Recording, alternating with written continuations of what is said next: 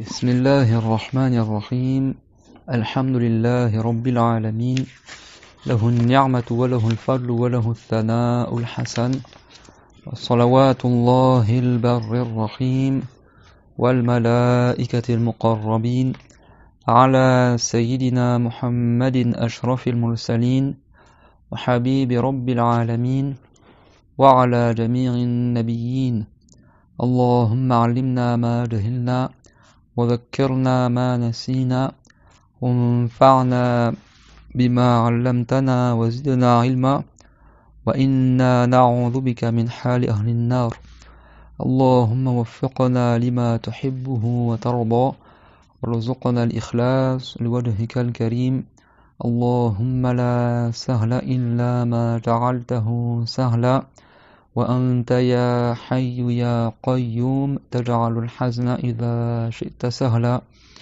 رب اشرح لي صدري ويسر لي أمري واحلل عقدة من لساني يفقه قولي آمين. أما بعد, Allah tabaraka wa ta'ala dit dans le Coran honoré وَتَعَاوَنُوا عَلَى الْبِرِّ وَالتَّقْوَى وَلَا تَعَاوَنُوا عَلَى الْإِثْمِ وَالْعُدْوَانِ, c'est-à-dire et entraidez-vous pour les œuvres de bien et l'obéissance à Allah, et ne vous entraidez pas pour le péché et la désobéissance à Dieu. Donc on fait une bonne intention lillahi ta'ala dans le fait d'assister au cours de religion Nusahihun Nawaya lillahi azza wa jal fi huduri majlisi ilmiddin, et par application de la parole du prophète sallallahu alayhi wa sallam, innamal a'malu bin niyyat wa innama likulli imri'in ma nawa, c'est-à-dire certes les bonnes œuvres ne valent que par les intentions, et certes chaque personne a pour elle c'est pourquoi elle a fait l'intention. Donc on remercie Allah azza wa jal qui nous a permis de jeûner la majeure partie du mois de Ramadan pour ceux qui ont pu jeûner, et il reste que quelques jours avant la fin de Ramadan.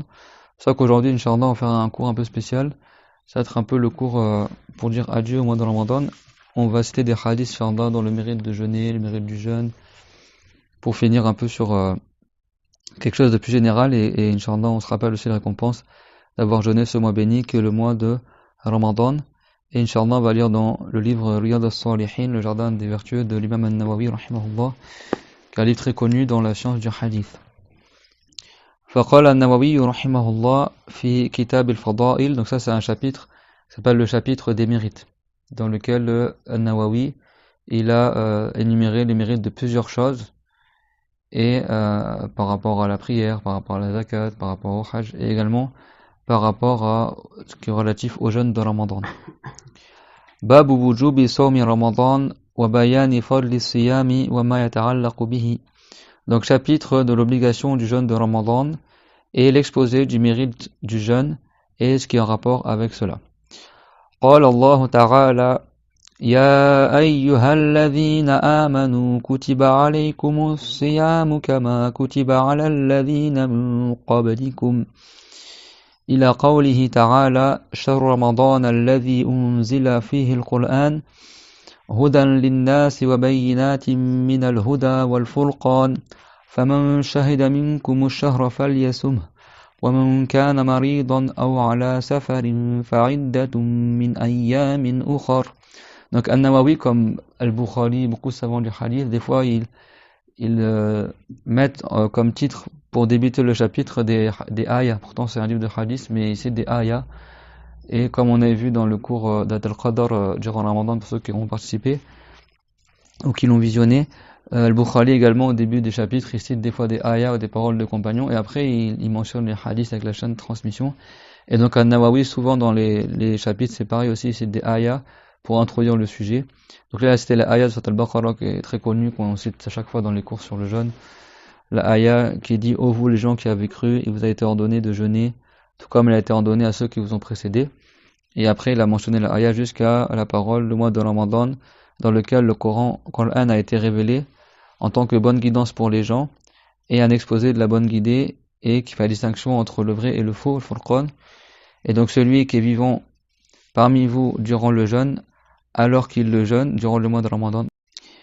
Et donc après il a dit wa amma al-ahadithu faqad taqaddamat fil babi alladhi qablahu. Donc après, avant il avait déjà cité des hadiths sur le jeûne de Ramadan.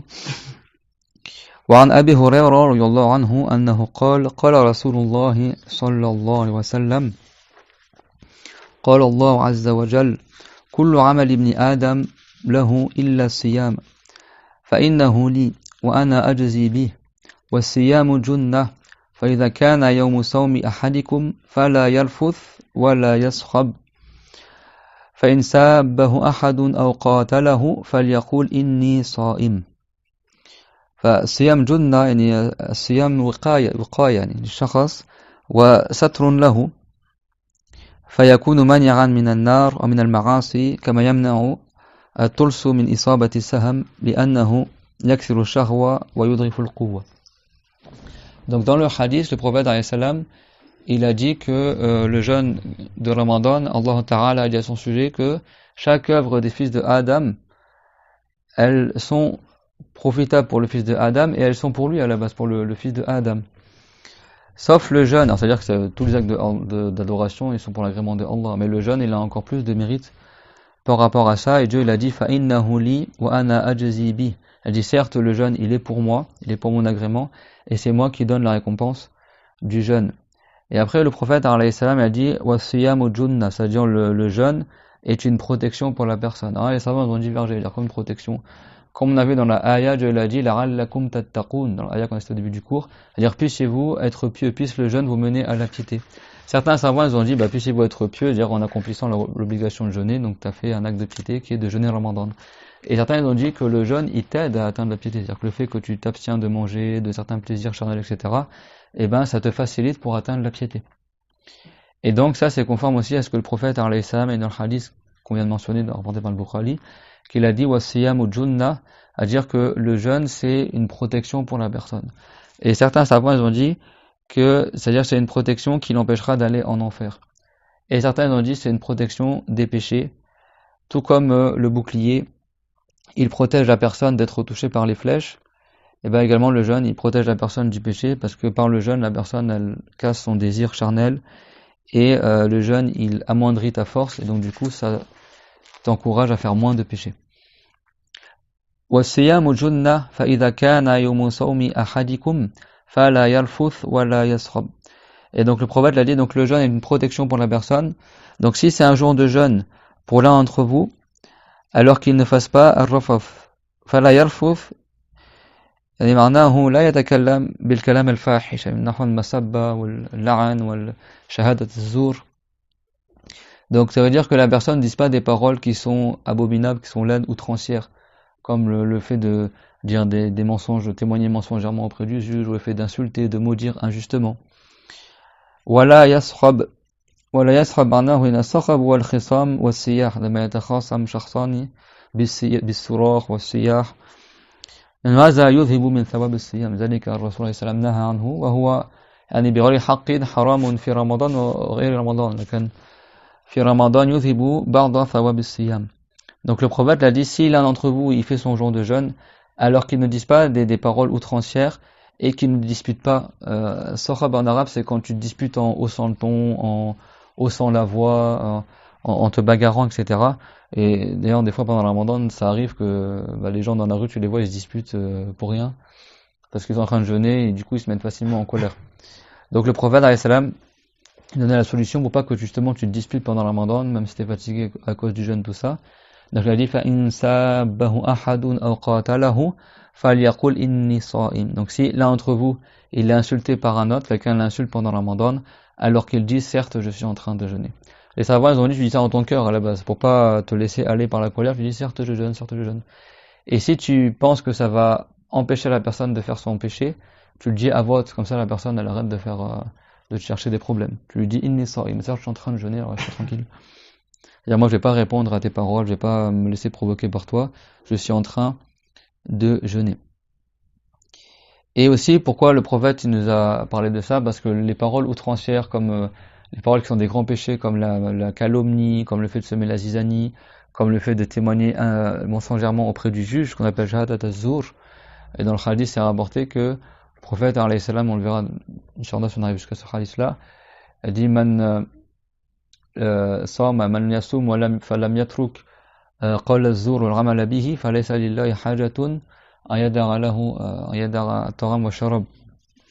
Ça veut dire, comme l'a dit le prophète alayhi salam, ça veut dire si quelqu'un est en train de jeûner et qui délaisse pas le fait de témoigner mensongèrement et d'œuvrer en fonction de cela, alors c'est comme s'il jeûne mais pour rien quoi. Dieu n'agrée pas son jeûne, n'aura pas de récompense. Parce que les grands péchés par la parole, c'est pas n'importe quel grand péché. Comme si quelqu'un il prie pas, c'est un grand péché, malgré ça il reste quand même des récompenses dans son jeûne. Mais si quelqu'un il fait des grands péchés par la langue, parce que dans le hadith c'est rapporté pour les péchés de la langue, c'est bon, comme la médisance d'impie. La médisance c'est pas dans l'absolu un grand péché, mais si zakana riba tattaqi aza min al-kaba'ir, fa yuzib kull thawab as-siyam. Ama riba ghayr taqi yuzib ba'd ath-thawab min as-siyam. Si tu fais la médisance de quelqu'un qui est pas pieux, ça fait un petit péché et c'est une cause de perdition d'une partie des récompenses de ton jeûne. Mais si c'est la médisance d'un pieux, alors c'est un grand péché qui fait partir toute la récompense de ton jour de jeûne. Également, si quelqu'un il dit des paroles pour semer la discorde, comme on a vu dans les cours de péché de la langue, les dimanches d'avant. Et également, si quelqu'un il ment concernant Allah, il ment concernant le message de Allah, quelqu'un il témoigne mensongèrement auprès du juge. Et donc le prophète il a dit falaysa lillahi hajatun ayadara lahu taramahu wa sharabahu. C'est comme s'il disait, ça c'est une figure de style, c'est pas dire que Dieu a besoin de quelque chose, mais c'est comme si le prophète il a dit Dieu n'a pas besoin que cette personne-là est jeûne quoi. Ça veut dire que cette personne-là son jeûne n'est pas agréé par Allah. Dans tous les cas, bien sûr, il fait l'obligation du jeûne pour pas tomber dans le péché, mais il n'aura pas de récompense dans la balance du jour dernier pour ce jeûne-là qu'il a accompli parce qu'il a annulé les récompenses par des mauvaises paroles, ce qu'on appelle rafaf en arabe, ou alors des disputes dans lesquelles il insulte le musulman, etc. Et ça n'annule pas le jeûne, comme certains ignorants y pensent. Ça annule pas le jeûne, ça annule les récompenses du jeûne. C'est clair, tout le monde? Il y a une différence entre annuler le jeûne et annuler les récompenses du jeûne. C'est-à-dire que son jeûne est valable, mais il n'a pas de récompense pour son jeûne. Mais au moins il a évité le péché de ne pas jeûner. Et bien sûr, ça ne veut pas dire que Dieu il aurait besoin de quelque chose. Allah Ta'ala laysa bi hajatin ila shay. Wa ghaniyun an kulli al-alamin. Dieu il a besoin de rien et il n'a aucunement besoin de ce qu'il a créé.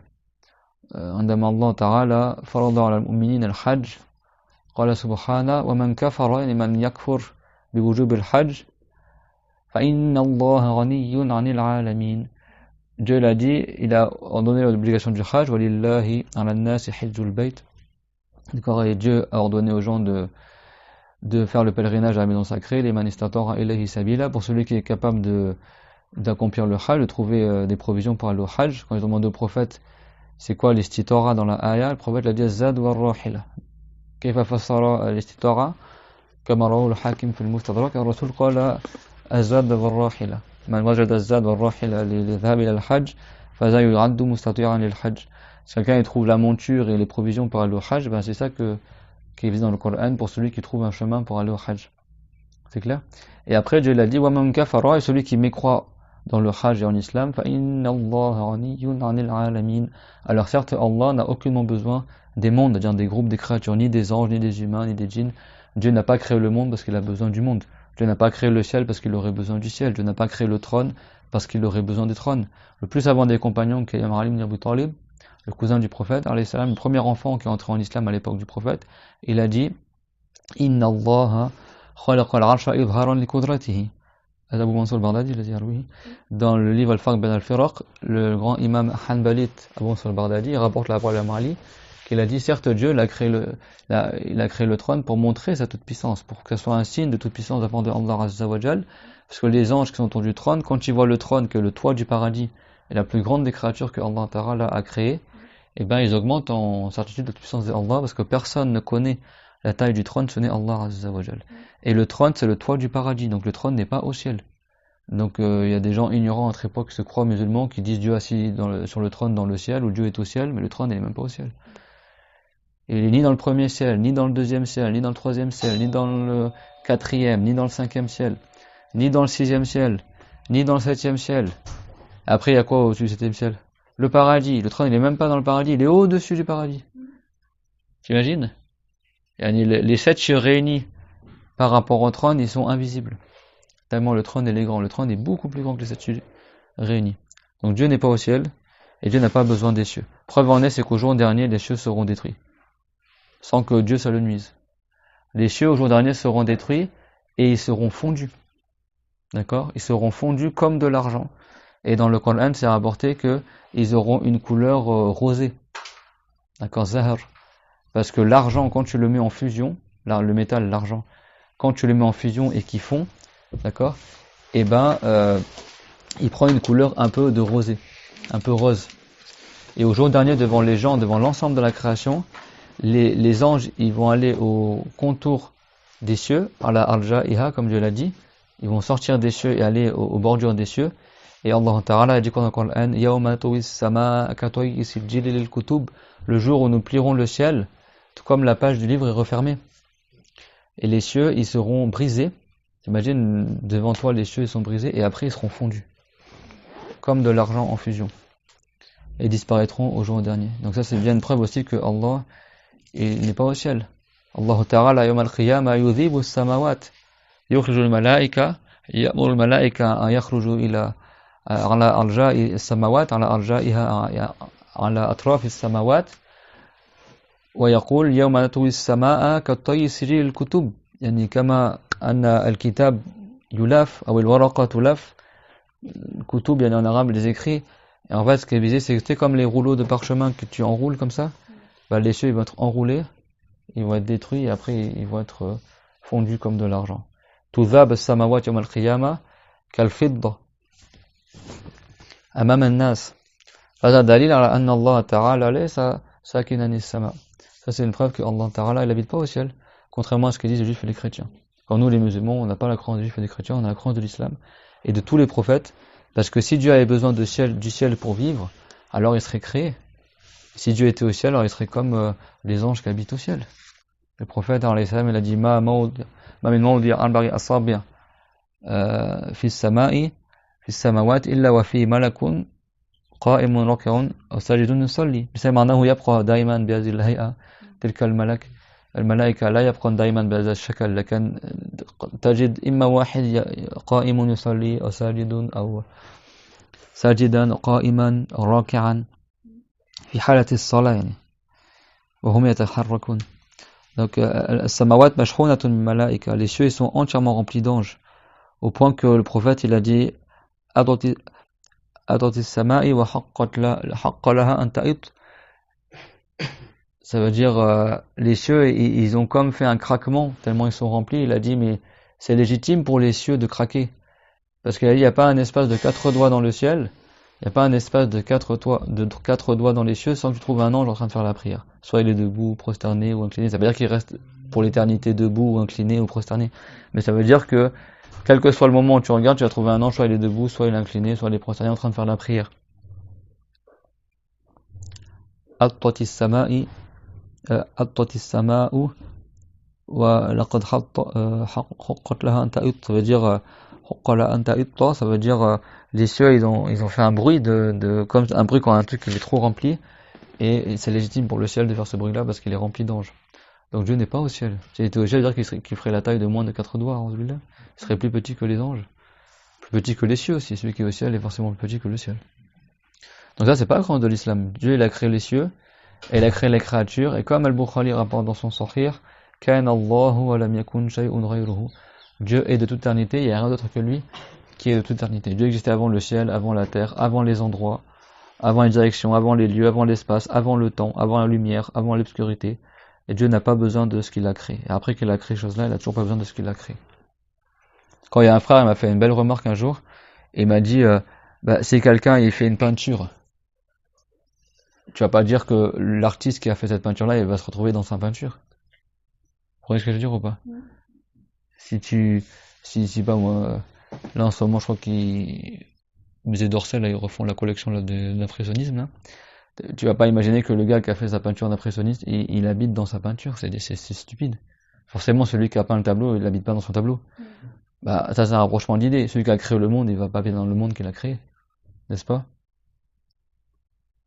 Vous comprenez? C'est comme si toi tu fais un dessin, tu dessines un ciel et après tu dis j'habite dans ce ciel là, c'est pas possible. C'est-à-dire que si tu habitais dedans, tu serais un personnage de ton dessin, n'importe quel personnage, tu serais dessiné comme n'importe quel, compris ou pas? Si Dieu était dans son propre ciel, il serait une créature comme les oiseaux, le soleil et la lune. Il serait pas le créateur.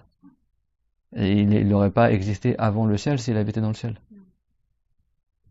Vous comprenez ce sujet-là? Là, c'est pas la croyance de l'islam, même par la raison, on sait que c'est faux ça. Et ça, c'est parmi les mauvaises paroles qui annulent le jeûne de Ramadan. Si quelqu'un y croit que Dieu est dans le ciel, il dit que Dieu est dans le ciel, lui, il n'est pas musulman, son jeûne n'est pas valable. C'est ça que les gens aussi, faut leur parler. Et ça veut pas dire qu'on se base uniquement sur la raison pour prouver la vérité de l'islam. Mais la raison témoigne que l'islam, c'est la vérité. Et dans le Coran, Dieu nous a ordonné d'utiliser la raison. Dans 11 versets du Coran, Dieu dit « Afala ta'qilun » ne raisonnez-vous donc pas. Et Ibrahim, il a utilisé les raisonnements rationnels pour prouver la vérité de l'islam dans le Coran. C'est pas que Nemrod, le roi Nemrod, il a dit « Bah moi je donne la vie, je donne la mort », soi-disant, parce qu'il a tué un prisonnier et l'autre il l'a libéré. Et Ibrahim, il a dit « Bah mon Seigneur, il fait venir le soleil de l'est et il le fait coucher à l'ouest. Toi, fais-le venir de son couchant. » Abuhit alladhi kafar. Le roi Nemrod, il n'a rien su répondre. Si vraiment t'es Dieu, ben Dieu il fait lever le soleil à son levant et il le fait coucher à son couchant. Ben, toi, si t'es vraiment Allah, soi-disant, ben, fais le lever de son couchant. Tu pourras pas. Alors que vers la fin du monde, Dieu il fera lever le soleil de son couchant. Il se lèvera un moment et après il va se recoucher. Il va pas faire toute sa course. Et à partir de ce moment-là, le repentir sera plus accepté. C'est vrai que la personne, pas qu'elle attende de mourir ou la fin du monde pour se repentir. Celui qui a mauvaise croyance, bien qu'il se repente de sa mécréance en disant attestation de foi, La ilaha illallah Muhammad Rasulullah, il n'y a qu'un seul Dieu, c'est Allah, et Muhammad est le prophète de Allah. C'est comme ça que la personne se préserve du feu de l'enfer, en apprenant la bonne croyance, et en appliquant la religion, et en apprenant la religion des bonnes personnes. Parce que des gens aujourd'hui disent non, faut pas réfléchir quand tu parles de Allah, la raison c'est pas la base en islam, faut laisser la raison de côté quand tu parles de Allah Azza wa Jal. N'importe quoi. Oui, la raison, c'est pas la base en islam, mais la raison, elle appuie la vérité des textes. D'accord? Donc, si quelqu'un le dispute ou l'énerve pendant le Ramadan, eh ben, qu'ils disent inni sa'im. C'est-à-dire, certes, je suis en train de jeûner. Et comme ça allège son cœur et il va pas s'engrainer dans une dispute avec la personne et après dire des mauvaises paroles qui risquent d'annuler la récompense de son jeûne. Après, le prophète, il continue en disant, Walladhi nafsu Muhammadin biyadihi.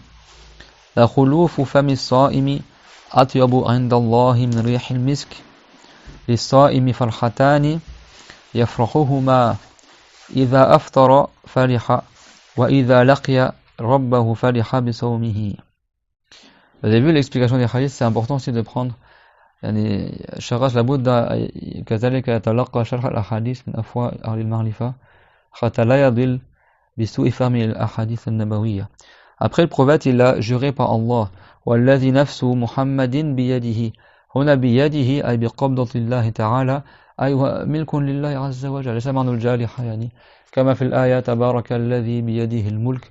ليس معناه أنه عنده الملك في الجارحة. لا، اليد باللغة العربية الفصحى لغة القرآن العظيم الذي قال في الله تعالى أنزلناه قرآنا عربيا. وفي لغة العرب معروف أن اليد تأتي بمعنى القدرة بمعنى النعمة بمعنى الملك أيضا. يعني حتى العوام من المسلمين يعرفون تلك المعاني. كذلك يأتي بمعنى العهد يد الله فوق أيديهم عهد الله ثبت عليهم. تأتي بمعنى الملك تبارك الذي بيده الملك أي في ملكه كل الملك. الملك بمعنى المخلوقات ليس معنى الملك نقول في ملكه الملك. تأتي كذلك بمعنى العمل وغير ذلك أيضا. كذلك المستقبل بالعربية تقول ما بين أيديهم يعلم ما بين أيديهم وما خلفهم أي ما بين أيديهم أي مستقبلهم. En arabe, le mot yad il a plein de sens. Le futur en arabe on dit ce qu'il y a entre leurs mains. يعلم ما بين أيديهم وما خلفهم. Ça, c'est plusieurs fois dans le Coran. Dans une fois, c'est rapporté pour les anges, que Dieu connaît l'avenir des anges et leur passé. Donc leur avenir, Dieu dit ce qu'il y a entre leurs mains, et le passé, ce qu'il y a derrière eux. Et aussi, en arabe, les bonnes actions, on dit « ma bayna aydihim », ce qu'il y a devant eux, c'est-à-dire leurs bonnes actions qu'ils ont faites. « Wa ma khalfahum » yani as-sayyi'at.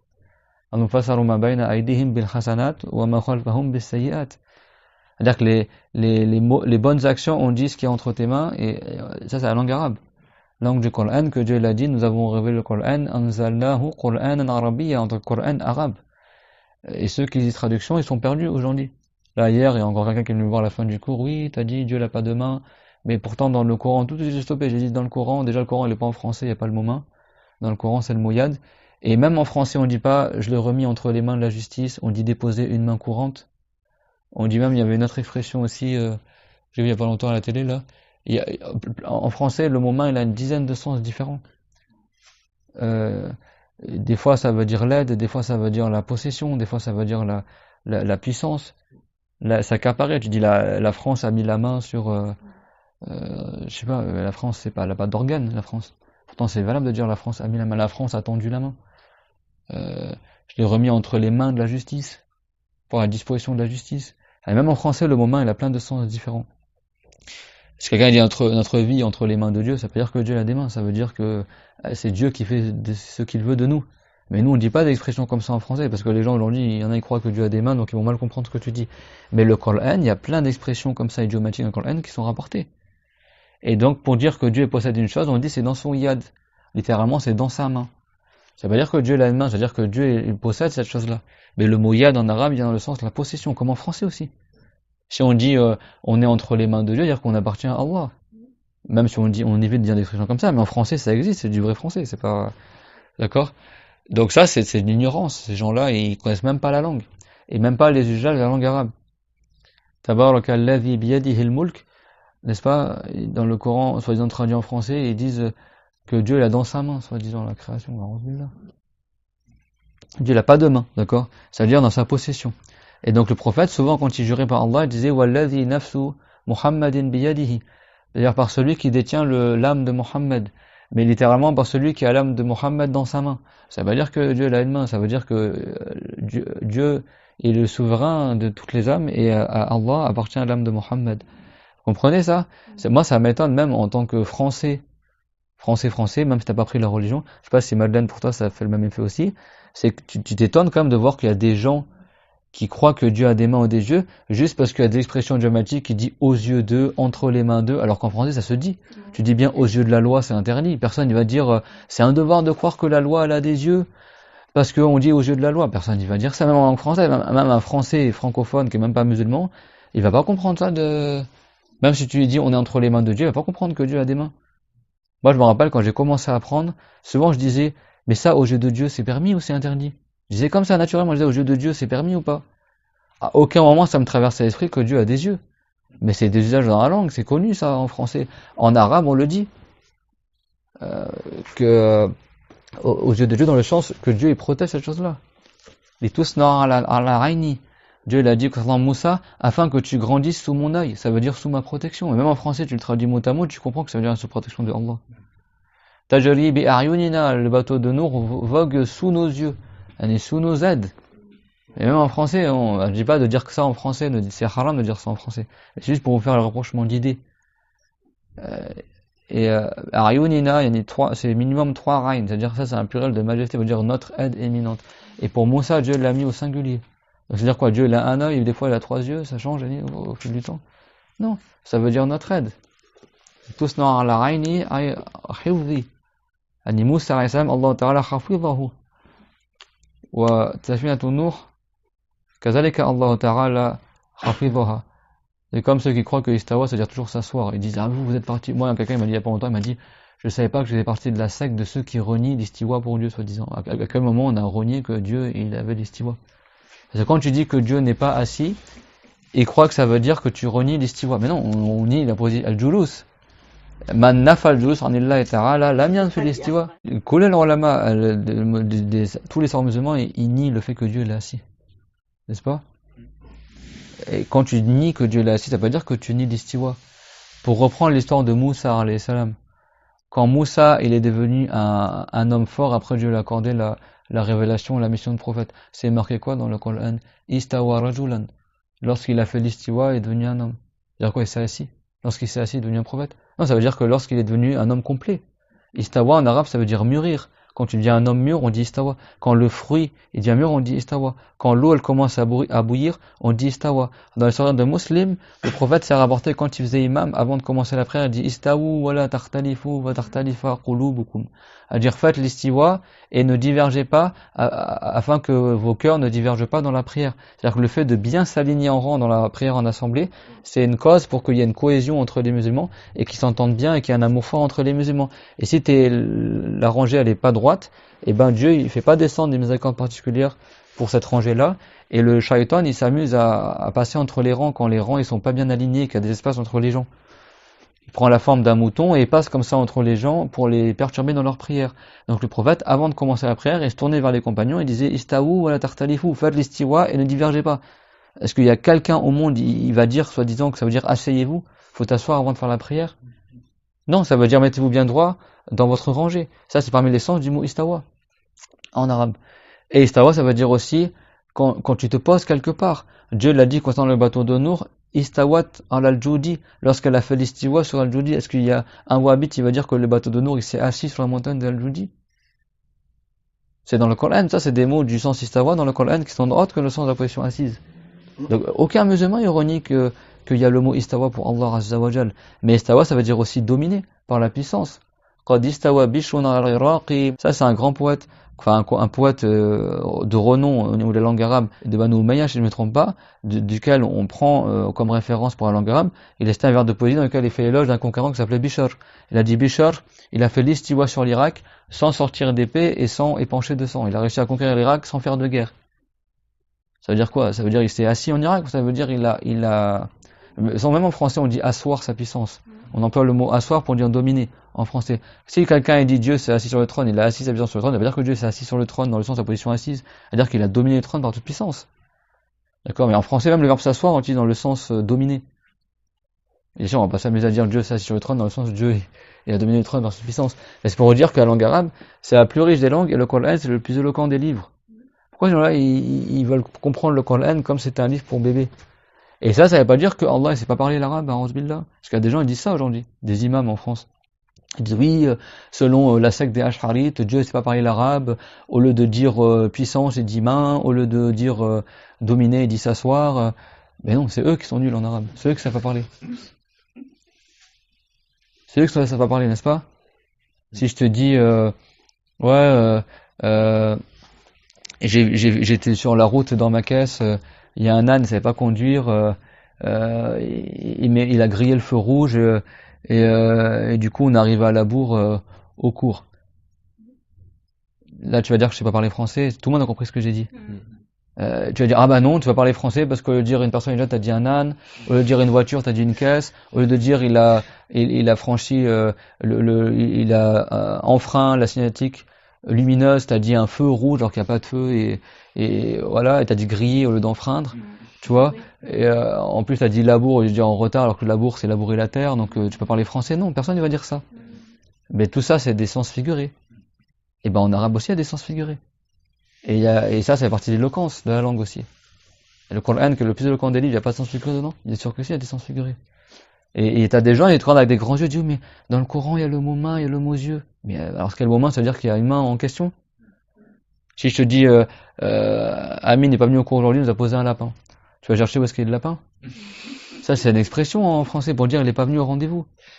Dans le passé, quand quelqu'un il voulait même envoyer une missive enflammée, une lettre enflammée, même ça c'est une figure de style, une lettre amoureuse, un nez enflammé, il disait il envoie un poulet. Un poulet, oui. Quelqu'un ouvre sa boîte aux lettres, un poulet retient la boîte aux lettres. Non, ça c'était une manière de parler. Dans le vieux français on disait il a envoyé un poulet. Dans le sens c'est, alors même poulet ça veut dire la police, ça veut dire aussi un truc maintenant qui est lourd d'après ce qu'on a. Je voulais dire qu'il est dans le passé. Les gens ils disent ça c'est un poulet pour dire ça. Ouais, genre c'est le poulet est grave bon, c'est excellent le truc ça. Il lui a pris ça comme expression. Il y a plein de figures de style. Mais ça prouve à ces gens-là, c'est comme s'ils clamaient devant tout le monde à quel point ils sont ignorants. C'est comme ils disaient, oh Jean, je suis ignorant, la langue arabe. Et ça malheureusement, c'est-à-dire qu'ils lisent les textes avec une compréhension comme ça de débutants en français et en arabe. C'est n'importe quoi. Comprenez ça? Ça montre aussi le niveau d'intelligence de beaucoup de jeunes aujourd'hui, ça fait vraiment pleurer quoi. Depuis quand, même lui, tu te dis, si je dis par exemple, ton diplôme je sais pas moi, si tu lui dis par exemple, je sais pas moi, tu lui dis on attend les résultats de l'auto-école, les résultats de ton permis ils sont entre les mains de l'auto-école. Est-ce que lui il comprend que l'auto-école a des mains? À aucun moment. Alors pourquoi il comprend que Dieu a des mains quand il entend entre les mains de Dieu? Vous comprenez? C'est vraiment que la personne à la base elle a une mauvaise croyance. C'est que son cœur il est malade. Si tu lui dis, en revanche, si tu lui dis ton dossier est entre les mains du tribunal, là bizarrement il va pas comprendre que le tribunal a des mains. Il va pas dire ah onze billah, toi tu renies un attribut du tribunal. tu as renié parce que on t'a dit entre les mains du tribunal, donc c'est un devoir de croire que le tribunal a des mains. Mais bizarrement tu dis la même phrase pour Dieu, il va dire ah onze billah, vous êtes des mécréants parce que vous reniez les attributs de Allah, vous êtes des mu'attil, vous êtes des athées parce que c'est ça qu'ils disent. Quand tu dis Dieu n'est pas sur le trône, ils disent ah bah toi tu nies l'istiwa, donc tu nies un attribut de Allah, donc t'es pas musulman, t'es un mécréant, tu fais partie de la secte des Ash'arites. Bah, Nawawi était Ash'arite, c'est quoi ton problème en fait? Al-Bukhari était sur la croix des Ash'arites, tous les grands savants musulmans étaient sur la croix des Ash'arites. Donc tu es en train de déclarer mécréant. Après ils vont te dire à Nawawi c'était pas un wahhabite. Tu prends Tabari, An-Nawawi, Ash-Shafi'i, Imam Malik, Ibn Hanbal. Tous les grands savants musulmans ils sont tous Ash'arites maturidites dans la croyance. Même s'il y en a parmi eux c'était avant l'Ash'ari. Mais ils sont tous dans la même croyance. Aucun n'a dit que Dieu a des mains, etc. Donc dans le hadith là, j'aimerais bien savoir comment ils ont traduit, parce que tu as regardé sur les lignes, par exemple le jardin des vertueux, tu le trouves en français, dans le livre. Je pense que ce hadith là, c'est chaud si tu le lis en français. Hein. Donc, et après il a juré en disant Wallazi nafsu Muhammadin biyadihi, donc celui par celui qui détient l'âme de Muhammad, ça veut dire celui qui a dans sa main l'âme de Muhammad, il jure par Allah, celui qui possède. Et le prophète, sachez que des fois il faisait des gestes. Il disait par exemple Dieu il entend et il montrait les oreilles. Ça, c'est pas, comme le rapporte Abu Hurairah, ça veut pas dire que le prophète est pour croyance que Dieu a des oreilles. C'est que les Arabes, même nous en français, on fait des gestes des fois pour des choses abstraites. On me dit ça, c'est fort dans la rhétorique. Tu tapes avec ta main, la rhétorique, elle est pas physique. C'est une force au niveau de la langue, mais tu la symbolises par une force physique. Comprenez ou pas? Et donc le prophète, des fois, il disait Dieu voit, Dieu l'entend, et il montrait les yeux et la vue pour amplifier la signification de la vision et de l'ouïe. Ça veut pas dire qu'il dit que Dieu a des yeux et des oreilles, parce que les wahhabites ils se servent de ces hadiths-là pour dire, tu vois, le prophète lui-même il montrait ses yeux quand il disait que Dieu il voit. Mais non, mais ça c'est connu chez les Arabes, mais même chez les Français c'est connu. C'est de signifier une signification par un geste. Quand tu dis la ilaha illallah, tu lèves le doigt pour dire Dieu est unique. Pourtant Dieu n'est pas unique dans le sens du nom, mais tu lèves ton doigt pour dire que Dieu il est unique. Des fois, tu fais un geste pour amplifier une signification. Vous comprenez ce que je veux dire? Ça veut dire forcément que ce geste-là, il désigne quelque chose de physique concernant Allah Azza wa Jalla. Vous avez vu, il faut apprendre la religion et apprendre aussi comment les Arabes parlaient à l'époque et comment ils bougeaient quand ils parlaient aussi. D'accord? Le prophète, n'est-ce pas qu'il a dit Ana warisa kahatayn, après il a mis ses deux doigts comme ça, il a joint l'index et le majeur. Ça veut dire quoi? Il a dit Buristu ana wasara kahatayn plutôt. Et il a dit j'ai été envoyé moi et le jour dernier comme ses deux doigts. Et il a joint ses deux doigts. C'est-à-dire que entre l'avènement du prophète Mohammed et le jour dernier, il y a très peu de temps. Tout comme tes deux doigts ils sont collés, les deux sont collés. Ça veut pas dire que le prophète c'était un doigt et que le jour dernier c'est un doigt et ils vont être collés comme les deux doigts. Personne ne va comprendre ça. Vous comprenez ce que je veux dire? Après, il n'a pas dit que deux tribus étaient soudées dans l'islam et il a joint ses deux mains comme ça, il a entrecroisé ses doigts. Pour montrer que c'était soudé, il a joint ses mains comme ça. C'est vrai qu'il y a même des hadiths du prophète qui sont rapportés avec le geste que le prophète il a fait. Et le savant, quand il rapporte le hadith, te fait le geste que le prophète a fait, tout comme il a pris par transmission son cher, il a fait le même geste, et comme ça, des chaînes de transmission juste pour un geste, des fois. Du prophète qu'il a fait en même temps qu'il a dit le hadith. Ça montre que les Arabes, ils avaient pour habitude d'appuyer leurs paroles par des gestes. Donc si tu fais un geste quand tu parles de Allah, ça veut pas dire que soi-disant Dieu, c'est un être humain parce que ça fait des gestes avec ta main. Vous comprenez ce que je veux dire? Et donc il dit la khuluf fami as-sa'im, khuluf yani ar-ra'iha allati تطلع من فم الصائم هو تغير رائحة فم الصائم بسبب الصيام. هذا في العادة رائحته ليس كرائحة المسك. لكن عند الله ماذا قال فم الصائم أطيب عند الله من ريح المسك. Que l'haleine que tu as quand tu jeûnes, le fait que tu manges pas, après tu as une odeur dans ta bouche. Ça sent pas le musc. Le changement de Allah Azza wa Jal, c'est meilleur que l'odeur du musc. Ça veut dire que tu as plus de récompense que si tu mettais du musc quand tu jeûnes. C'est pour ça que certains savants chavérites, ils ont dit que c'est déconseillé que tu te brosses les dents ou que tu passes le siwak après le dhuhr pour pas enlever cette haleine-là. Même c'est pas la vie le plus fort dans l'école de Chavéry, mais certains savants ils ont dit ça. Pour que tu conserves cette haleine-là du jeûneur. Alors pourquoi après le dhuhr? Parce qu'avant le dhuhr, souvent l'haleine que tu as, c'est pas dû au fait que tu manges pas, c'est dû au fait que tu as dormi juste avant ou que tu as fait le sahur avant. D'accord? Alors que l'haleine qui est après le dhuhr, c'est l'haleine qui est due qu'au fait que tu es en train de jeûner. Donc certains savants ils ont dit que c'est déconseillé que tu enlèves cette haleine-là. Tu la conserves pour garder le mérite de ça. Et certains ils ont dit non, ils ont dit parce que dans le hadith que le prophète il disait le siwak même après le dhahar. Et un des compagnons dit j'ai vu le prophète utiliser le siwak, se brosser les dents avec le siwak un nombre incalculable de fois durant la journée de jeûne. Mais certains savants ils ont interprété d'une autre manière. Les saïm et farhatan, le jeûneur il a deux joies. Yafrahuhuma, qui va ressentir.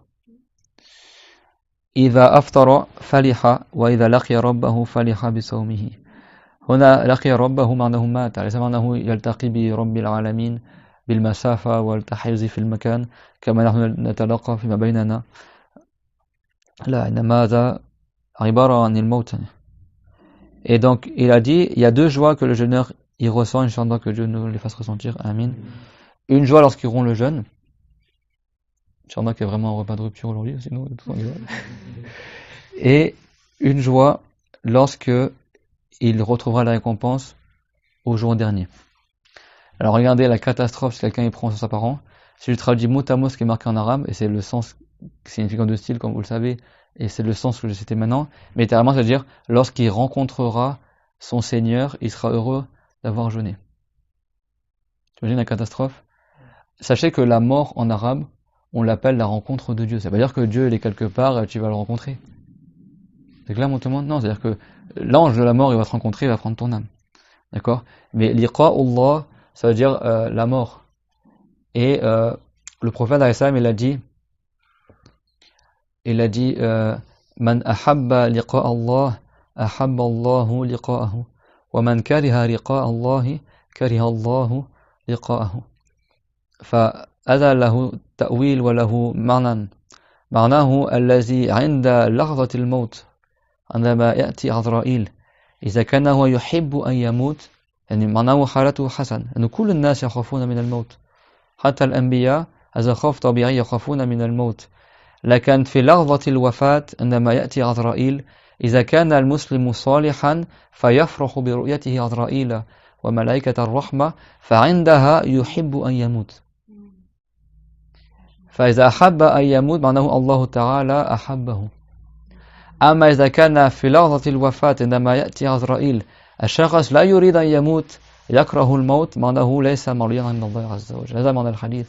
لأن عائشة لم تفهم هذا المعنى فقالت للرسول عليه السلام لكن كلنا يكره الموت يعني كلنا يخاف من الموت فقال ليس ذاك يا عائشة يعني ليس هذا الذي يخطر في بالك ثم شرح له المعنى. Donc le hadith ça veut dire si quelqu'un au moment de mourir il aime la mort alors ça veut dire que Dieu il l'agrée. Et si quelqu'un au moment de mourir il n'aime pas la mort alors c'est-à-dire qu'il n'est pas agréé par Allah. Alors Aïcha n'a pas compris le sens du hadith qu'en arabe la parole elle équivoque. Kariha des fois ça veut dire avoir peur, des fois ça veut dire détester.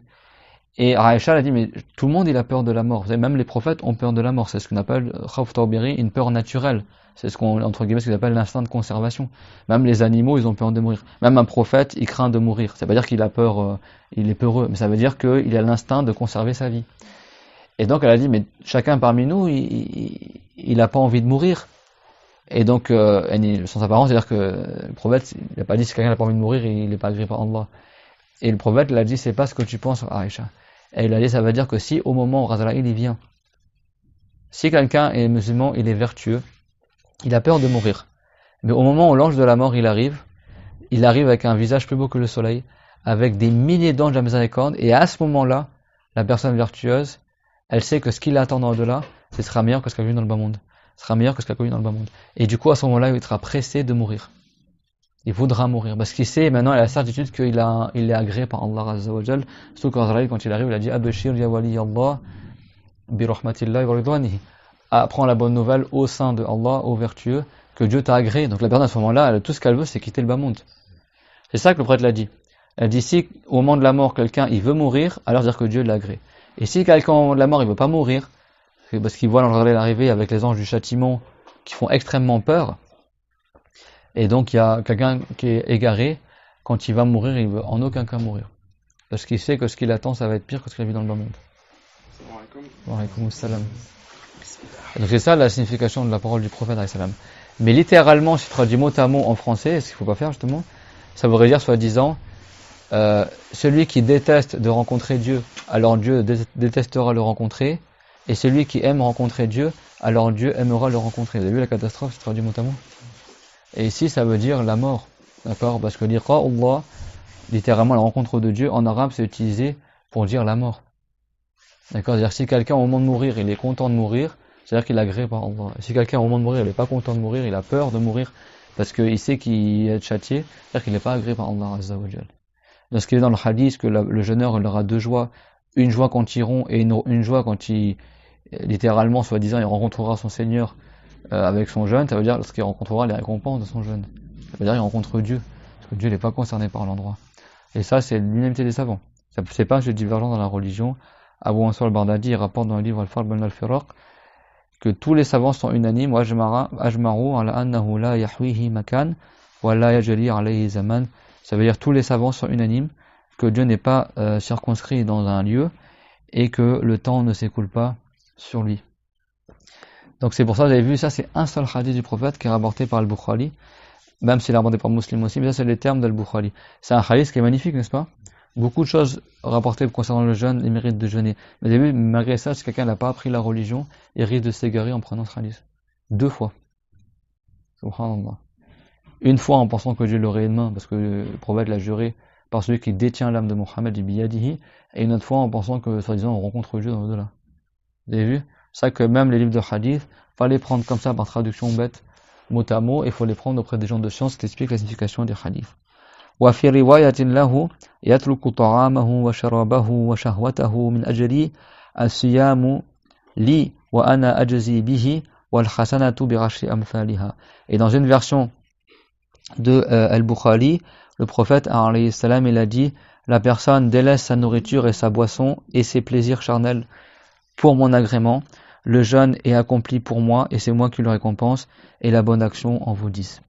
Vous savez que le jeûne, il est même multiplié jusqu'à 700 fois, d'accord? Alors que le reste des bonnes actions, en général, est multiplié par 10 fois, le jeûne est multiplié encore plus, comme c'est dans la version rapportée par Muslim. وفي رواية لمسلم كل عمل ابن آدم يضاعف الحسنة بعشر أمثالها إلا 700 ضعف قال الله تعالى إلا الصوم فإنه لي وأنا أجزي به يدع شهوته وطعامه من أجلي للصائم فرحتان فرحة عند فطره وفرحة عند لقاء ربه ولخلوف فيه أطيب في فمه لخلوف فمه فيه فمه أطيب عند الله من ريح المسك. Donc c'est une version qui est proche de ce qu'on a mentionné avant. C'est tout acte du fils de Adam, les bonnes actions du fils de Adam est multiplié. La bonne action est multipliée par 10 fois jusqu'à 700 fois. Donc les bonnes actions en général, elles sont, c'est pas que pour le jeûne, mais elles sont multipliées par 10, voire jusqu'à 700. Et Allah Ta'ala, il a dit illa sam, ça c'est un hadith qudsi, c'est-à-dire la parole de Dieu est rapportée dans le hadith, même si c'est pas dans le Coran, sauf le jeûne. Certes, il l'accomplit pour moi, et c'est moi qui le récompense. C'est-à-dire que c'est même possible que le jeûne soit récompensé plus que 700 fois. C'est-à-dire au lieu d'avoir jeûné 30 jours, tu multiplies par 700 les 30 jours, ou plus. Que Dieu nous accorde. Amin, cela. Et la personne, il a dit, Allah Ta'ala, délaisse ses plaisirs et sa nourriture pour mon agrément. Le jeûneur aura 2 joies. Une joie lorsqu'il rompra son jeûne, et une joie lorsqu'il mourra. Littéralement, lorsqu'il rencontrera son Seigneur et lorsqu'il mourra, dans le delà, il aura la joie d'avoir la récompense d'avoir jeûné. Et après, il a terminé en disant, la laine du jeûneur est meilleure et plus parfumée, son jugement de Allah. Il y a un meilleur parfum que l'odeur du musc. C'est-à-dire que la personne a plus de récompense que si elle mettait du musc.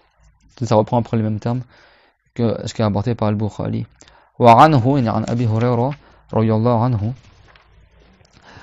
أن رسول الله صلى الله عليه وسلم قال من أنفق زوجين في سبيل الله نودي من أبواب الجنة يا عبد الله هذا خير فمن كان من أهل الصلاة دعي من باب الصلاة ومن كان من أهل الجهاد دعي من باب الجهاد ومن كان من أهل الصيام دعي من باب الريان ومن كان min ahli sadaqa duriya min babis sadaqa. Donc Abu Huraira, qui est le compagnon du prophète, qui a apporté le plus de hadiths du prophète, alayhi salatu wassalam, il a dit que le messager de Allah, sallallahu alayhi wa sallam, a dit من أنفق زوجين زوجين بالعربية ليس معنى دائما المرأة والرجل يعني الزوج يعني أصناف يعني ويطلق على المثنى والمفرد منهما يعني من أنفق في أصناف من العبادات يعني من أنفق في الصلاة وفي الزكاة وفي الصيام مثلا في الصدقة يعني أي شيئين يعني زوجين شيئين من أي صنف من أصناف المال من نوع واحد والزوج يطلق على الواحد وعلى الاثنين وهو هنا على الواحد وقيل المراد بالإنفاق في الصلاة والصيام بذل النفس فيهما. Donc le prophète il a dit celui qui dépense dans deux zawj. Et là ça montre aussi l'ignorance de beaucoup de gens sur internet. Ils croient que zawj ça veut dire toujours dire l'époux et la femme. Zawj, de sont même ceux qui parlent le dialecte maghrébin, ils disent zawj pour dire deux, n'est-ce pas? Zawj. Zawj en arabe ça veut dire un couple. Ça peut être un couple d'êtres humains, ça peut être aussi les différentes espèces de créatures. Et dans le Coran, quand Dieu dit zawj, que tu trouves des zawj de créatures, ça veut pas dire des couples. Ça veut dire plusieurs espèces de créatures. Et dans le hadith, ce qui est visé ici, c'est celui qui dépense son argent dans différents actes d'adoration. Dans différents zawj. Et donc, ici, zawj en arabe, des fois ça veut dire deux, et des fois ça veut dire un des deux. C'est clair? Et donc, certains ont dit c'est celui qui dépense dans l'aumône, dans la zakat, etc. Et certains ont dit celui qui dépense, c'est-à-dire celui qui dépense aussi dans le sens qui dépense son âme, et qui fait preuve d'effort pour la prière, pour le jeûne, qui fait preuve d'effort dans plusieurs adorations, dans l'aumône. Donc dans l'aumône ça va être des biens matériels, mais pour la prière ça va être le fait qu'il fait preuve d'effort physique et moral. Fi sabilillah, dans le sentier que Dieu agrée, pour l'agrément de Allah Azza wa Jal, et ça c'est général pour n'importe quelle œuvre de bien. Et il sera appelé par les portes du paradis. Ya Abdullah hadha khair. Oh Abdullah, oh esclave de Allah, ceci est un bien. Parce qu'en réalité, les portes du paradis sont relatives à des actes de bien. Comme vous le savez, il y a combien de portes au paradis? 8. Et en enfer 7. Et comme a dit le Mayyara, le savant malikite, il a dit il y a 7 portes en enfer, et chaque porte est relative à un des péchés. Parce qu'il y a 7 organes. Les yeux, le ventre, les oreilles, les mains, le pied, le sexe, d'accord, le ventre. Et donc, selon l'organe dans lequel la personne a fait le péché, il y entrera en enfer par une des portes par lesquelles elle a fait ce péché-là. Et c'est la même chose pour le paradis. Selon les bons actes que tu as fait, les gens ils seront appelés par les portes du paradis. Donc, le prophète il a dit que celui qui a fait des bonnes actions dans plusieurs œuvres différentes, plusieurs sortes d'œuvres, il sera appelé à partir des portes du paradis. Il lui sera dit, ô esclave de Allah, ceci est un bien. Donc celui qui faisait beaucoup de prières recommandées, qui faisait des prières obligatoires et des prières sunnah, qui faisait beaucoup d'efforts dans les prières obligatoires et surrogatoires, il sera appelé par la porte de la prière au paradis. Les portes du paradis, elles ont chacun des anneaux, elles sont toutes belles les unes que les autres. Et pendant la Ramadan, elles sont toutes ouvertes, les portes du paradis, et les portes de l'enfer sont fermées. Que Dieu nous fasse entrer par le paradis, les portes du paradis. Amin. Et celui qui était parmi ceux qui font preuve d'effort, il sera appelé par la porte de ceux qui font preuve d'effort. Et celui qui était parmi ceux qui jeûnaient beaucoup, il sera appelé au jour dernier par la porte du jeûne. C'est quelle porte du paradis? Celle qu'on appelle Rayyan. D'accord, Rayyan. Et celui qui faisait beaucoup d'aumônes, il sera appelé par la porte du paradis de ceux qui font des aumônes. C'est magnifique. Inch'Allah que Dieu nous fasse qu'on soit appelé par les portes du paradis. Amin. قال أبو بكر رضي الله عنه بأبي أنت وأمي يا رسول الله معناه أفديك بأمي يعني هذا باب المبالغة ليس باب الحقيقة يعني معناه أنت أحب إلي من أبي وأمي يا رسول الله ما على من دعي من تلك الأبواب من ضرورة يعني من دعي من تلك الأبواب ليس عليه مشقة وليس عليه نقص ولا خسارة فهل يدعى أحد من تلك الأبواب كلها. Et donc Abu Bakr al-Siddiq, il était étonné de savoir ça du paradis, c'est des grandes récompenses, n'est-ce pas? Et donc qu'est-ce qu'a dit Abu Bakr al-Siddiq? Il a dit par mon père et ma mère, ça veut dire qu'il jure par son père et sa mère. Ça c'est une figure de style en arabe pour dire je sacrifierai pour toi mon père et ma mère. Ça c'est au sens figuré, ça veut dire tu es plus cher à mon cœur que mon père et ma mère. Je serais prêt à donner mon père et ma mère pour toi, c'est ça que ça veut dire. Littéralement, mais au sens figuré, ça veut dire je t'aime encore plus que mon père et ma mère. Et donc, Qu'est-ce qu'a dit Abu Bakr as-Siddiq? Il a dit, par mon père et ma mère, ô messager de Allah, certes, celui qui sera appelé par une des portes du paradis, il va pas être perdant. Et après, qu'est-ce qu'il a dit Abu Bakr as-Siddiq? Et il a dit, mais est-ce que c'est possible que quelqu'un il soit appelé par toutes les portes du paradis? Parce que si quelqu'un il fait des bonnes actions dans le jeûne, dans la prière, bah du coup si chaque porte elle t'appelle, logiquement, est-ce que si quelqu'un il fait du bien dans toutes ces œuvres-là, il fait dans toutes les catégories de bonnes actions, il œuvre, il fait preuve d'effort, est-ce que quelqu'un il va être appelé, c'est possible qu'il soit appelé par toutes les portes du paradis? قال رسول الله صلى الله عليه وسلم نعم وأرجو أن تكون منهم. Et le prophète il a dit oui, et j'espère que tu seras parmi ces gens-là. Abu Bakr as-Siddiq, rahimahullah, il a fait des bonnes actions, c'était le meilleur saint de l'humanité, toute communauté confondue, et il faisait concurrence avec Romain dans le bien, comme Dieu l'a dit, وَفِي ذَلِكَ فَتَنَافَسِ الْمُتَنَافِسُونَ, et dans cela que les gens se fassent concurrence, et à chaque fois Abu Bakr c'est lui qui arrivait en premier. Quand il y a eu la Jaysh al-Rusra, quand il y a eu une bataille, ils n'avaient pas d'argent pour financer l'armée, ils n'avaient pas assez de biens pour pouvoir armer les soldats, tout ça. Et le prophète il a fait un discours, il a exhorté les compagnons pour qu'ils donnent, pour pouvoir financer le convoi militaire. Et là, Omar s'est dit, bah aujourd'hui je vais devancer Abu Bakr as-Siddiq. Il est venu avec la moitié de ses biens, de tout ce qu'il possède. Hein. Il a dit, prends ça au messager de Allah, ça c'est pour toi, c'est l'Illah Ta'ala. Et Abu Bakr as-Siddiq, il est arrivé et il a donné tous ses biens, tout ce qu'il avait. Il a bien sûr il a laissé la charge pour sa famille et il a donné tout ce qu'il avait. Pas juste la moitié, tout ce qu'il avait. Je sais pas si t'imagines, toi, essaie de donner tout ce que t'as. Illah et Ta'ala. Et le prophète s'est étonné, il a dit, mais Mada après il a dit, mais qu'est-ce que t'as laissé pour ta famille, Annie? Et il a dit, après tout lahum Allah wa rasulahum. Il a dit, moi j'ai laissé pour ma famille Dieu et son messager. Et après Abu Bakr as-Siddiq il a pleuré. Regardez ce qu'il a dit. Il a dit وَهَلْ أَنَا وَمَالِي إِلَّا لَكَ يَا رَسُولَ اللَّهِ. Il a dit mais est-ce que moi et mes biens ça n'appartient ce n'est qu'à toi, ô messager de Allah. En gros moi je donne tout pour la religion. Même moi je me donne moi-même pour toi, ô messager de Allah Azza wa Jal. Subhanallah. Et c'est que la meilleure aumône c'est celle qui est faite pendant le Ramadan. Et le Ramadan, c'est le mois où le prophète était le plus généreux. Il est généreux toute l'année, mais là où il était le plus généreux, ça va on dit qu'Arrih al-Mursal, c'est comme Arrih al-Mursala, comme le vent qui souffle, tellement il était généreux le prophète sallam pendant le Ramadan. Subhanallah. Et surtout dans les 10 derniers jours de Ramadan, il faisait encore plus d'actes d'adoration, comme l'a dit Aïcha, kana yuqidhu ahlahu wa yashuddu al-mi'zar. Il les réveillait sa famille la nuit pour qu'il fasse d'actes d'adoration et il resserrait son pagne, et ça c'est une image encore en arabe, comme en français on dit se retrousser les manches, c'est-à-dire il serrait son pagne, c'est-à-dire qu'il s'apprêtait à faire les actes d'adoration. Et Inch'Allah qu'on soit appelé par les gens, par les portes du paradis au jour dernier, parce que les portes réellement, ils appelleront les gens au jour dernier, la porte de la prière, la porte du jeûne. Inch'Allah qu'on fasse beaucoup d'actes d'adoration pour qu'on soit appelé par plusieurs portes, mais bon. Omar ibn al-Khattab, quand il a vu ce qu'il a fait à Abu Bakr, il a dit, je ne pourrai jamais devancer Abu Bakr.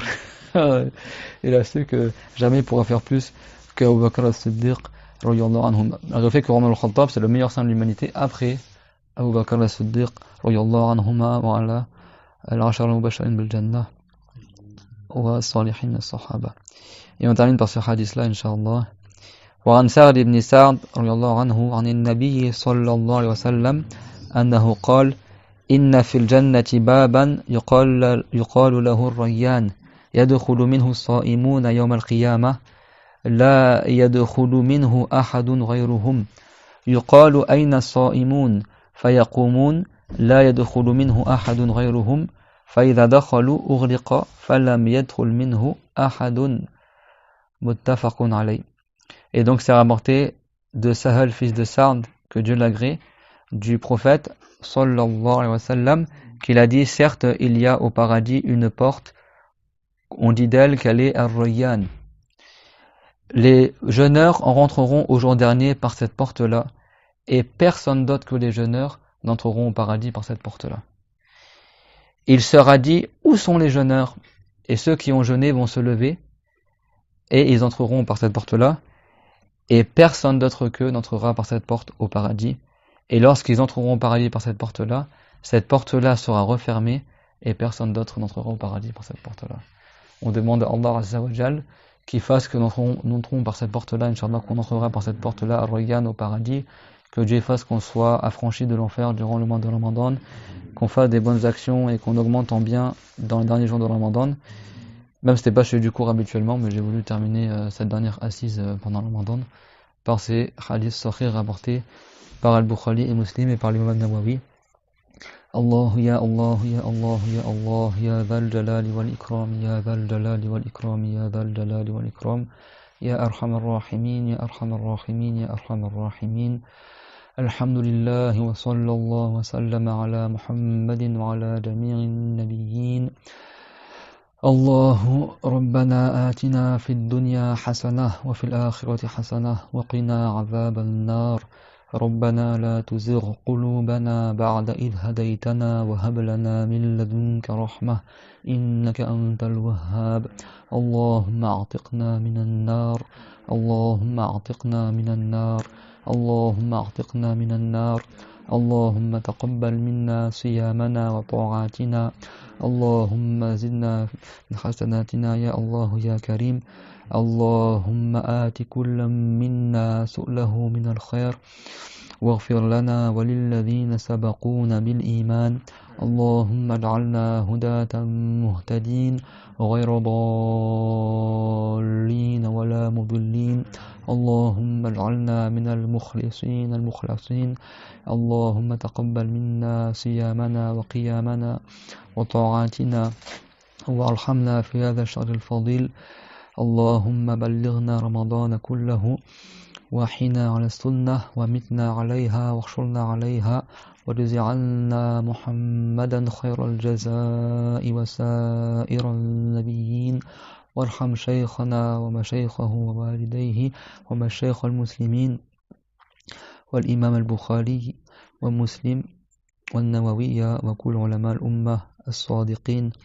اللهم وفقنا لما تحبه وترضى واحشرنا يوم القيامة في زمرة المساكين واجمعنا في الآخرة في عليين كما جمعتنا في هذا المجلس. اللهم يا الله يا كريم اجعل هذا المجلس مجلسا مرحوما وهذا الدعاء دعاء مستجابا.